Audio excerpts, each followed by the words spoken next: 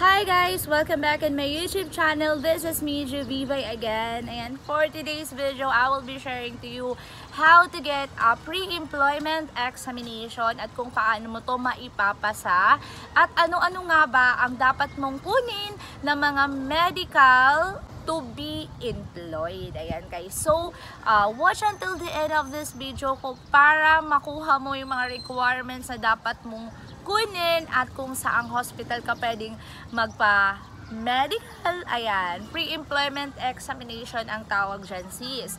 Kung ikaw ay nag-a-apply, tapos hinihingin ka ng medical, chuchu-chuchu, eme-eme ng company mo, this video is for you. Requirements na kinumply ko para mabuo ko ang aking pre-employment examination. At ayan, kailangan mo ng X-ray. And after mo ng X-ray, ang next mong kukunin is yung iyong ito yung result ng aking X-ray. So, magpapa-X-ray ka talaga guys. Unang-unang requirements yung X-ray. Kasi sa X-ray, chine-check nila kung ikaw ba ay fit to work. Kung may sakit ka ba sa baga o wala. Ayan, diba? Is CBC and urinalysis. Ito siya guys. So ayan, I will insert a video pala kung saan ako nakapag pre-employment examination, but then parang intro ko lang yun. Hindi ako natuloy doon sa hospital na yun kasi nga at the moment na hinihingan ako ng aking pre-employment examination, that was Saturday. So, dapat maipasa ko na siya by Monday. At meron akong menstruation at that time. So, ayan na nga, ang question. Paano ma'am, or paano miss, paano kung meron akong regla at that time? So, pwede ba akong magpa pre-employment examination? Or, ayan, pwede ba? Or kung may ubo ako at that time, pwede ba ako magpa-x-ray? I will give you some tips about it, but before we'll get into there, I will show you all the requirements kung ano yung mga required sa akin bago ako mabigyan ng medical certificate. So hi guys, welcome to my YouTube channel. This is me, Juvivay. Ayun, so for today's video, nandito po ako ngayon sa High Precision Diagnostic Center, Marikina City, dahil ako po ay mag-pre-employment examination. Ayan, so ito nag-fill up ako ng form before ako pumasok sa clinic. Let's go.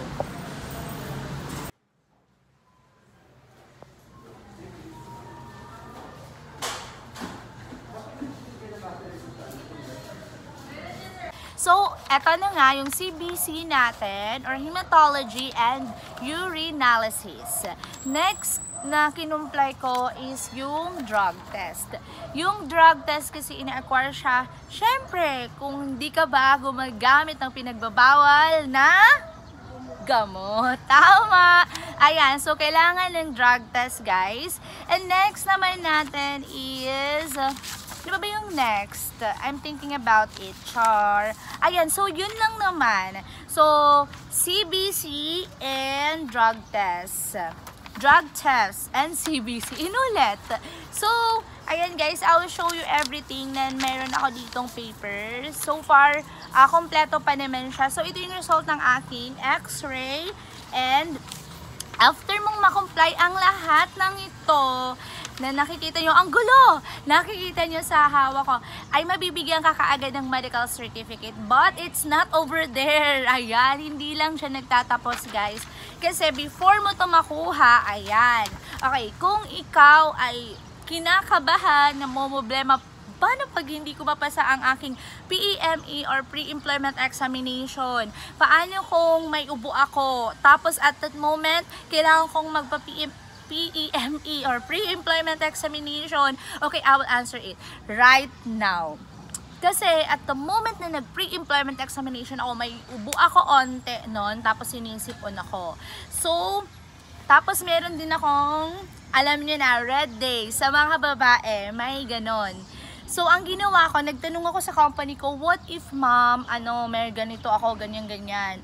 Would it be possible po ba na matake ko yung test na to? Tapos sabi ng company ko, it's okay, as long na you can you can comply the X-ray kasi yun yung pinaka importante sa company na pinasukan ko. So now, kinumply ko siya at naghanap ako ng hospital, clinic kung saan, pwede din sa hospital, pero much better yung mga clinic kasi mas mabilis yung mga results at hindi ka napipila. Pero kung gusto mo sa hospital, pwede din naman, makakalibre ka doon, ipipila mo lang siya sa malasakit, but then since na ikaw ay nag-a-apply ng pre-employment examination, matatagalan ka, so kailangan mo talagang gumastos. At magkano ba ang nagastos ko, 'di ba? As an applicant, ayan, sasabihin ko lahat dito sa vlog na to. Ayan guys, so magpatalastas muna tayo. Don't forget to like and subscribe on my YouTube. As I mentioned earlier, ayan, kung what if may ubo ako or may sipon ako? Yes, you can still have your PEME or medical examination. Ayan, you can still have your CBC, your urinalysis, and your drug test. You can still get it, and then your X-ray. Tip ko, pag ganun yung sitwasyon mo na parang hindi ka confident sa baga mo, you take milk. You forget the term talaga, sorry guys. Kailangan ko na lang to talaga dire-diretsuhin. Ayoko na mag-search, ayoko na mag-stop. Kasi marami pa tayong gagawin. So, ginagawa ko tong vlog na to kasi gusto ko rin makatulong sa mga subscriber ko at mga magsusubscribe pa lang at makakapanood ng video na to. Gusto ko kayong matulungan kung ano ba ang or paano ko ba na nalagpasan or naipasa ang aking pre-employment examination, which is most of the people takot na mag pre-employment examination, pero kailangan nating i-comply dahil nga ito ang basis na company na a-applyan natin pagdating sa ating health standard. Ayan, dahil nga ayun, kailangan healthy at fit tayo, so kailangan nila makuha ang ating medical results. Tama? So ayan guys, yun na, 'di ba? Ininom ko na 'yon kasi parang may ubo-ubo or sipon ako noon at that time. Nagpa-X-ray pa rin ako kasi Saturday noon ako nag-PEME pre-employment examination. So by Sunday wala, 'di ba? So kailangan Monday makuha ko na agad ang result. May mga clinic talaga ayan na matagal ang kanilang result pagdating sa medical certificate or mga result like X-ray, CBC, urinalysis, and drug test. Matagal. Umaabot ng 2 to 3 days. Yun yung in-insert ko na video dito kung saan makikita nyo sa vlog na to, may in-insert akong video kung saan hindi nga ako nakapagpatuloy magpa-pre-employment medical examination, pero napakaganda ng clinic na to. It's high precision. Kahit saang lugar or city nito, merong ganitong clinic. I don't know sa province, pero dito sa Manila within NCR, merong high precision medical hospital. Napakamura and napakaganda talaga ng hospital na to. And then share ko lang pala sa inyo, may nag-chat sa akin through TikTok. Ayan, through TikTok, through YouTube, dito sa vlog ko. Ma'am, paano po ba yung pre-employment? Tinitest ba yung ilong? Ay, yung ilong? Ano yun? Swab? Tinitest po ba yung ipin? Sine-check po ba yung ipin? Ganyan-ganyan. So far, no, kung ikaw ay hindi din confident sa ipin mo kasi marami kang dapat ipatanggal dyan sa alam mo tong term, ang brain ko talaga sobrang puno na siya kasi marami talaga akong ginagawa since nasa training na ako. At ayan, just to share with you guys, nakapasa ako sa aking pre-employment medical examination dahil nga kahit may ubo ako, nagpa-x-ray pa rin ako, pero yun yung ininom ko, yung Bear Brand na sinasabi ko sa inyo, gatas. Ayan, gatas. So pagkatapos ko nun, magpa-medica, magpa-x-ray and all, CBC drug test, ngayon may problema na naman ako. May problema, iniisip ko kasi may menstruation na naman ako. Ang daming problema, di ba? Hindi matapos-tapos ang problema ng tao. May menstruation ako, so ano na naman ang next? So depende pala yun sa clinic na pupuntahan mo. For example, dito sa high precision na pinuntahan ko, nung sinabi kong may menstruation ako, na pan 2 days pa lang ng mens ko, sinabi nila sa akin na, ma'am, hindi ka po matitest yung analysis mo and drug test mo dahil nga ihi siya, 'di ba? for the term of urinalysis, ihi siya. Sa mga hindi alam namin, ihi siya guys, iihi mo siya. So ayan, di ba, pag meron tayong menstruation, may kasamang dugo siya. Pero nilagay doon sa clinic na pinatest ko, nilagay doon na with mens. Kaya nagpa-test pa rin ako. So I am back. Natapos ko siya within 1 day lahat ng pre-employment examination ko. Natapos ko, na-comply ko siya. So hinintay ko yung result after 1 day din. Ayan, after 1 day, kasi pag kinabukasan Monday na, nakuha ko kaagad at ang bilis, ang bilis. Yung clinic na to, i-mention ko, then dito, at makikita nyo naman dahil i-show ko sa inyo yung papel ngayon kung saan ako nakapagpa-medical. Ito siya, itong clinic na yon. Ayan siya. So guys, ayan, napakabilis lang naman talaga ng process. Magpa-PEME or pre-employment examination. Ang mahirap lang talaga is ang kakabahan ka kasi pag may ubo ka or may mga difficulties ka nararamdaman. And then ito pa pala, yung, di ba, nandun na ako. Complete ko na lahat ng requirements ko. So, kailangan ko na humingi ng medical certificate. Di ba, kailangan ko na humingi ng medical certificate. And the next steps is i-check up ka muna ng doktor before ka bigyan ng medical certificate. At ipapakita mo lahat ng test na ginawa mo. Ayan. So, for example, x-ray, i-check to ng doktor, i-check nila lahat ng result mo, binabasa kasi nila yon. Tapos, dun mismo sa result, check nila kung okay ba yung result mo. Tapos, ito, habang tinitest ka nila, ito yung hinahawakan nila, yung medical certificate, which is, ito yung need ng company natin.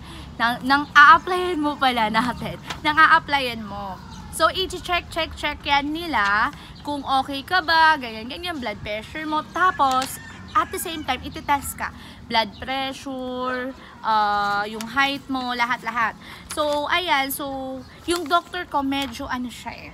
Yung doctor na nag-check sa akin, medyo strict siya. Alam nyo ba, nalaman niya na may ubo ako? Nung tinest niya ako during that time na kukunin ko na yung medical certificate ko, nalaman niya na may ubo ako. Pero alam nyo, hindi naman niya na hindi pinasa yung medical certificate. Fit to work pa rin ako na dito ako sa Class A. Kasi meron ditong medical evaluation na nakalagay, which is Class A, Class B, Class C, or Class D ka mapupunta. Ang ibig sabihin sa Class A is you are fit to work, fit for employment. Ang ibig sabihin sa Class B, fit for employment with minor ailment. So parang may mga minor kang nararamdaman pero kaya mo naman ding magtrabaho, like mga ubo, sipon, siguro ganon. Pero so far yung sa akin, chinek niya lahat yung fit to work for employment dahil nga binigyan niya din ako ng reseta para mawala yung sipon ko at ubo ko. Ayan na, may diyan na kayo. So letter C, limited employment defect. Sana naman, yung mag-check sa inyong doktor, wag naman checkan yung letter C and letter D, no? Kasi yun, hindi ka talaga makakapag-pasa sa pre-employment medical examination mo. So, ayan.